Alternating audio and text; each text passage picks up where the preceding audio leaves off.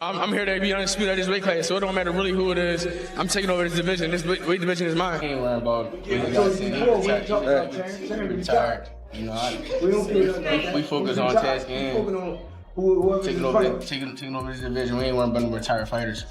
Yeah, y'all keep on throwing Terence up. Trying to threat is Jaron Ennis to the great Terence Crawford. Listen.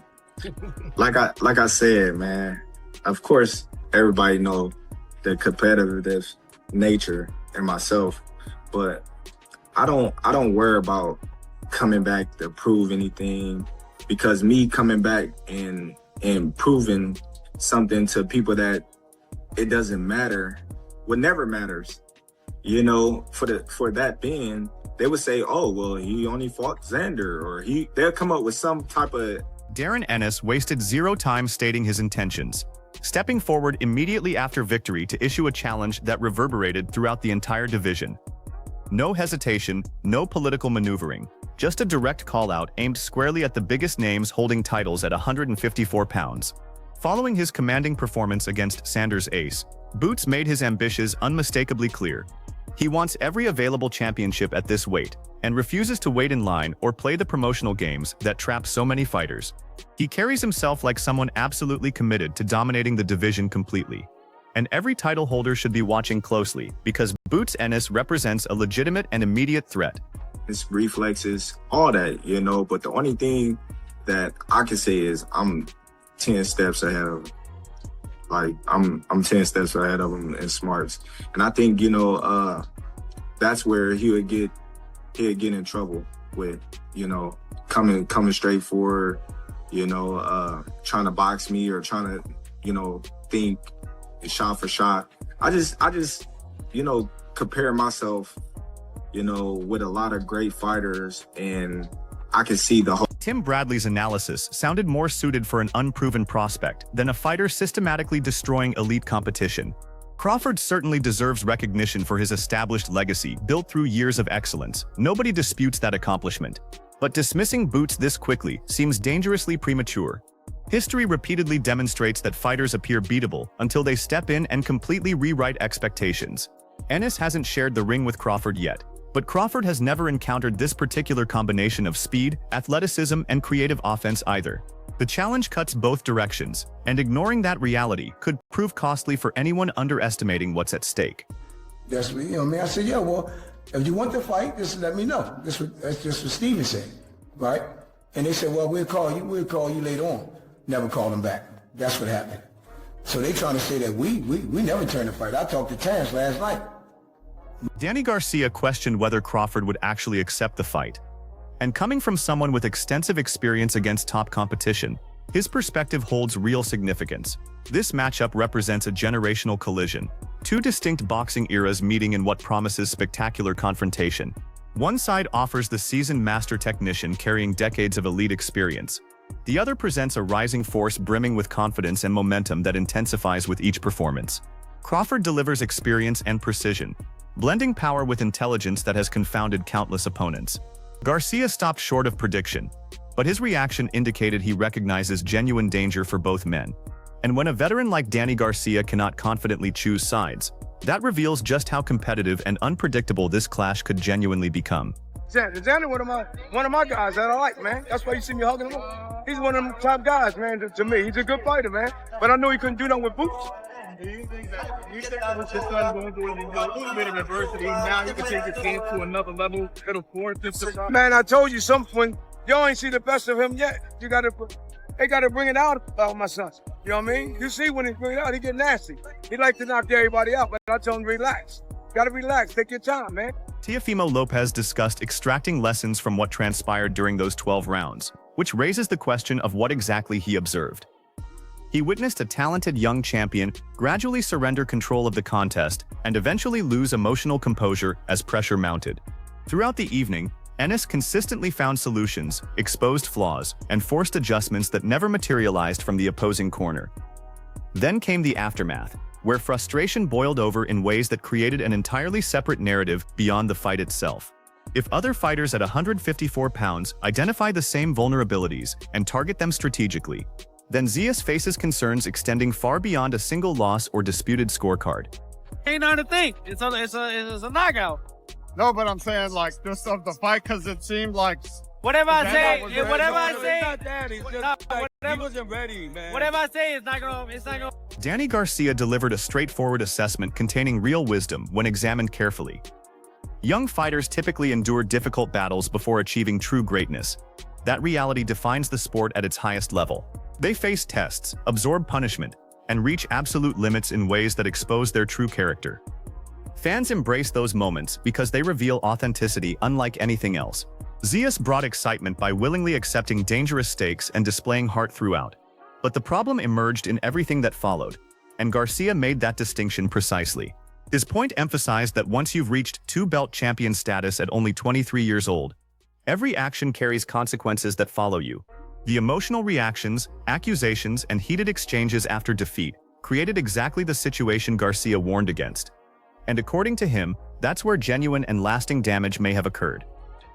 That's why people want to see young fighters fight, because that's the type of fight you're going to get. Ennis appeared prepared for virtually every challenge presented throughout the contest, his strategy suggesting meticulous study and exceptionally detailed preparation. He seemed ready for movement, pressure, and every adjustment Zayas attempted as rounds progressed. What stands out even more, revealing his mentality completely, is that Boots actually criticized elements of his own performance despite securing victory. That mindset speaks volumes about where he stands as a fighter and where he intends to arrive. While one fighter expressed frustration and anger after the final bell, the other calmly evaluated improvement opportunities on an already dominant showing. Ennis didn't simply win rounds technically. He appeared to build confidence throughout while maintaining complete composure under pressure, incredibly difficult at this level. The confidence surrounding the Ennis camp was obvious from fight week's beginning. Everyone around Boots appeared fully convinced they possessed the right strategy and the right fighter. After the final bell, that belief only intensified. On the opposite side, emotions reportedly erupted as frustration completely overwhelmed. Allegations, complaints, and heated reactions began dominating the entire conversation. The contrast between camps could not have been more dramatic or revealing. One side celebrated validation of their preparation and belief, while the other struggled accepting the outcome and its implications. He'll be back in the gym by next week. He's a nutcase, man. So, Boots of this thing, man. What can you say? You got to win. Publicly, Zayas presented himself as respectful, composed, and professional throughout his camera-facing moments. He delivered appropriate statements and carried himself outwardly like a champion during those public interactions. Yet according to multiple accounts from people present, the atmosphere changed significantly once spotlights disappeared and cameras were stored away. Away from reporters and television crews, emotions reportedly surfaced dramatically. Frustration building throughout a long, difficult night finally erupted in ways that became immediate talking points. What viewers saw publicly on television and what allegedly occurred behind closed doors painted two conflicting pictures of the same evening. The result became one of the most discussed post-fight incidents involving a young fighter in recent sport memory. For someone genuinely believing an injustice occurred, controlling emotions in that moment becomes incredibly difficult, and that human element cannot simply be dismissed. Man, he hurt me a little bit in the first round, so my legs went away for a couple rounds, so I needed to find them. Then they told me, let's take a move a little bit. That's why I started doing it again. And then I think in round 3 or 4, I hurt him, so I kind of like, all right, I could walk down a little bit more, get my legs back on me, but he got me again. Even Greg Hackett acknowledged that Ennis wasn't necessarily operating at absolute peak during this particular performance. And let that observation sink in, because that makes the outcome even more frustrating from Zayas' perspective when you consider its implications. The fighter inflicting so much damage while still earning judges' approval was, according to some observers around the sport, not even at full throttle that night. Hackett also discussed the effectiveness of subtle body attacks often completely unnoticed by casual viewers watching at home. Zayas reportedly viewed many moments very differently, believing certain tactics crossed lines and weren't examined closely or consistently enough by officials working the fight, whether accurate regarding the rules. Those deeply held beliefs appear to have fueled significant portions of anger that exploded after 12 grueling combat rounds. The shots that he was putting Xander down with was shots he couldn't see. Right. Xander a big, tough motherfucker. Right. Because anybody else, a regular fighter, wouldn't be able to get him out like that. Not like that. You know what I'm saying? They would have had to work on him for rounds. Amanda Serrano's reaction carried substantial meaning beyond a quick ringside comment. Her sympathy towards Zayas wasn't empty politeness or camera performance. It came from someone genuinely understanding how painful defeat feels at the sport's highest level because she's experienced it herself. Simultaneously, she praised Ennis as a special talent with exceptional boxing intelligence. Someone operating at a level demanding real acknowledgement. That combination creates genuinely complicated emotional reality for everyone involved. You can feel genuine empathy for the losing fighter and recognize that pain while fully acknowledging the winner performed brilliantly and deserved victory. For someone already struggling emotionally after the result, hearing both truths delivered simultaneously could make the situation even harder to process and accept. Tienes razón. We have so much heart, and he showed that tonight, and I hope that the other people, the boxing critic, can see that Xander, he's here to stay, and he's going to come back stronger. And lastly, what do you think about the future for Boots Ennis? You know, they say he's special, was a special performance. How do you see him? He is one special guy. Special guy, he's quick, he's smart, his IQ. He reminds me of Bud. Bud is not here anymore, so... Teofimo Lopez Sr. offered one of the harshest evaluations of the entire night without holding back or softening his words. In his view, Zayas may have entered this major challenge before being fully ready, that the moment perhaps arrived too soon. He even expressed surprise the fight went the entire 12-round distance, a statement cutting very deep. Imagine hearing those specific words after giving absolutely everything inside that ring for 12 rounds. If you already believe judges got it wrong and the decision should have gone differently, comments like that feel like another punch landing on an already painful situation. Suddenly, the entire discussion no longer centers just on scoring. It becomes broader debate over whether you even belong competing at that level. That kind of criticism has power to intensify frustration dramatically and push emotions to breaking point.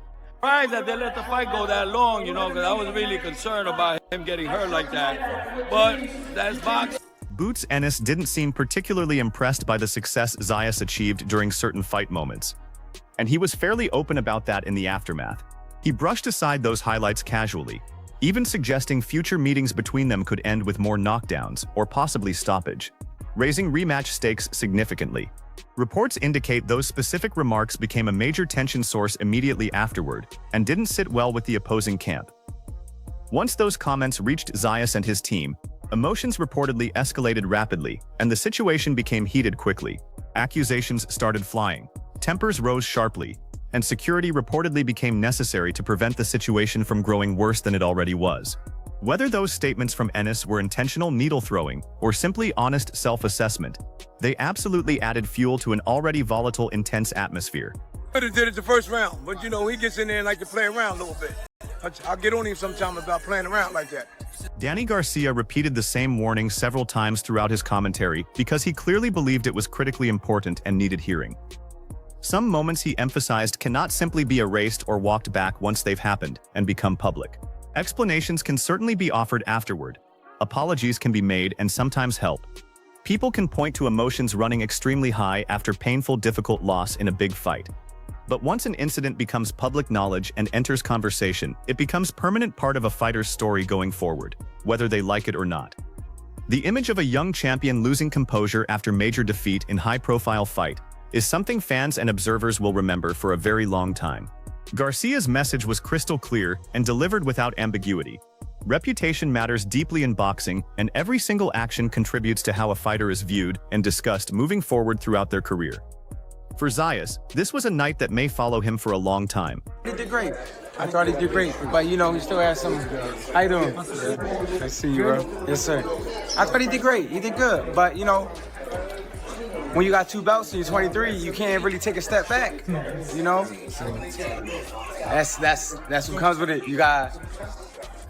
There's no turning back. There's no turning back. There's no turning back. Oscar De La Hoya's comments revealed quite a bit about where much of the sport's attention is heading next, and what the promotional landscape looks like going forward. He praised Ennis extensively, and immediately began shifting focus toward potential blockbuster matchups involving Boots. And that tells its own very clear story about where power and momentum currently reside. Rather than discussing rematch scenarios, or mapping specific paths back to relevance for Zayas, conversations are quickly moving toward the future and massive opportunities waiting for Ennis at this weight class. While those discussions gained real momentum in days following the fight, Zayas found himself pushed further and further from the spotlight's center that he'd occupied just weeks before. The timing honestly could not have been worse for him, especially with so much additional attention being placed on events occurring outside the ring, rather than what happened during the actual contest itself. It ain't gonna be easy, but he did his thing, he got the win. What do you think of Xander Zayas' performance tonight? I mean, he got above the canvas. I don't even know how many times. What do you think of him? Young kid, got a bright future getting ahead of him. Got to take his time more developing his craft because you don't need to take so many tough fights right now. I feel like after this tough fight, you got to rebuild him, get him back in the mix. From here. Yeah, back in the gym. I know him. He'll be back in the gym by next week. He's a nutcase, man. So, Boots did his thing, man. What can you say? He got the win.